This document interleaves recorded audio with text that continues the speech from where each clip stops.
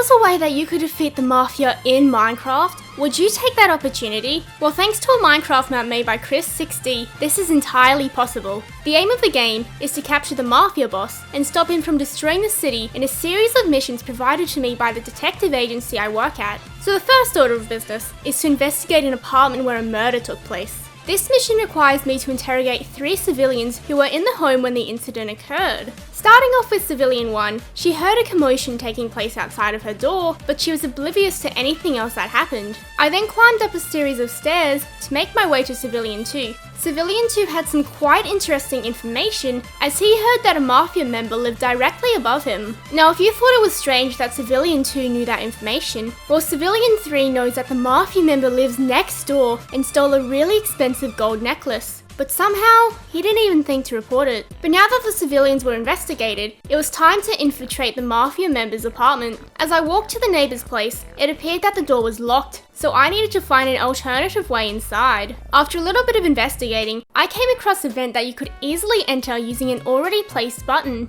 After crawling through it, I was led to a room where there were Mafia members scattered everywhere. Now, under normal circumstances, you would most likely be very cautious as to not get yourself killed, but I ignored my safety and jumped in. And after a short battle, I was able to defeat the members with ease. After searching the rooms, I made it to the Mafia member's kitchen. It turns out this is where they were hiding the stolen jewellery all along. I then called up the detective agency, where they reported that I needed to give them the necklace back. And since I don't really want to be fired, I was forced to do as they said. However, there was one slight problem. I actually had no idea what the agency looked like or where it even was. But it turns out the coordinates were in chat and I was just being stupid. But upon arrival, I was greeted by a person working at the front desk. And as most people would, I completely ignored him. As I was exploring the headquarters, I came across a shop where I could buy swords and guns. But sadly, I only had $5, so I was forced to ignore it. I then continued to explore the building where I met an officer called Chives. He told me that there were numerous operations that the Mafia conducted, such as money laundering, fraud, and murder, and this meant that it was my job to stop them. He also told me that a perk of this job is that I was given my very own safe house, where I could put any items I acquired along the way.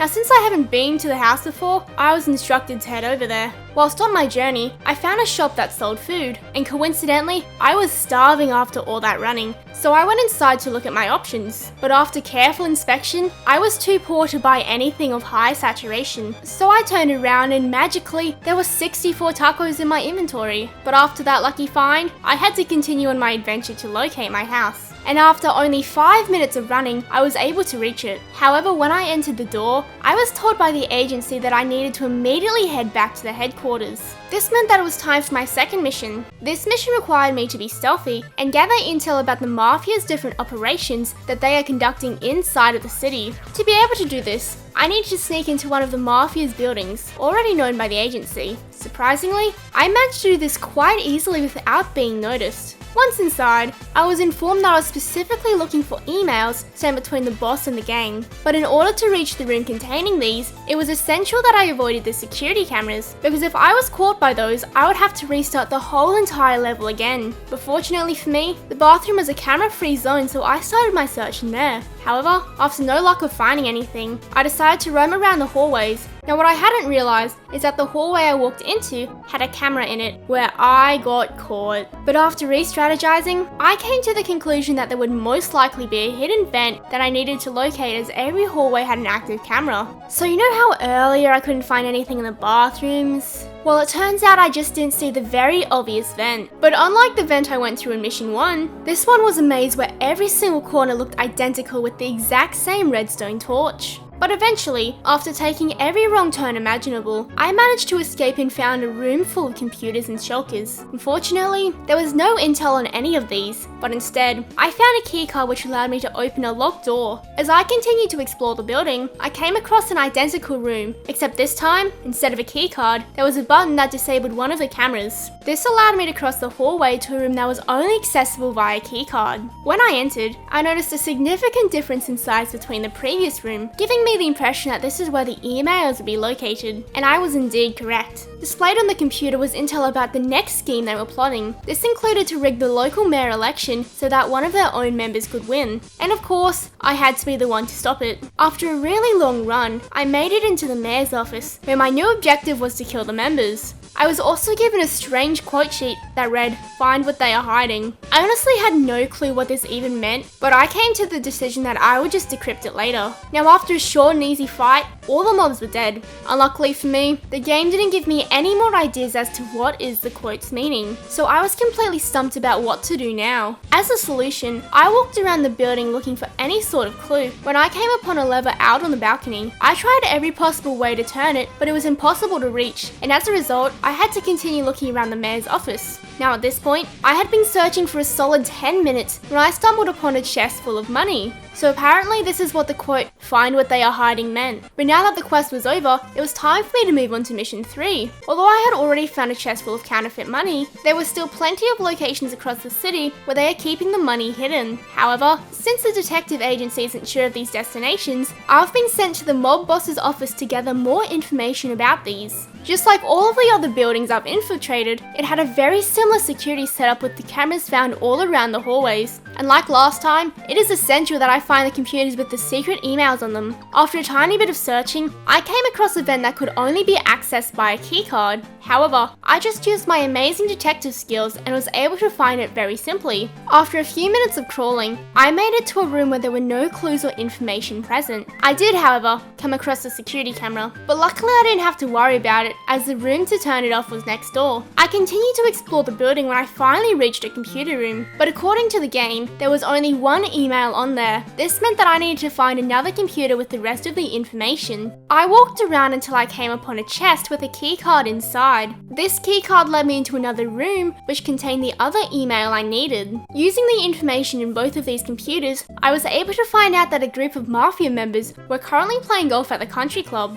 Upon arrival, I was attacked by the gang, but since I was sent here to kill them, that's exactly what I did. Now because they were all dead, I was able to scavenge through the building and just as expected, I came across the counterfeit money. My mission was now over and I was sent back to headquarters where I ended up spending all of my money on weapons. But even though I'm broke, it was time to start mission 4. The agency has pinpointed the location of the money laundering business and it is my job to shut it down. When I arrived, I found out that the business was in a sketchy looking parking lot where I had to take the elevator to an underground floor. Now the first room I entered happened to be a chest room and inside one of the chests was a vent key. However, I hadn't come across an actual vent yet, so for now, I just ignored it. Whilst I continued looking around, I ran straight into a security camera and died. Now you'd think after dying once I would learn my lesson. Well, I actually proceeded to die another 5 more times before I finally made it past the camera and into another room. This room contained an email that said most of the counterfeit money was in this building. Therefore, it was my job to burn and destroy all of the money and the printing machine. When I found the printing room, I learned that it was locked and I required a key card to enter, but after some searching, I found one in the toilets. This meant that I could now enter the locked room. When I went to ruin the money, I was expecting it to be a lot more challenging, but all I had to do was click a button and the counterfeit money was all gone. However, whilst in this room, I learned that the Mafia boss was currently in the hospital. The agency then provided me with the task of capturing him to take into custody.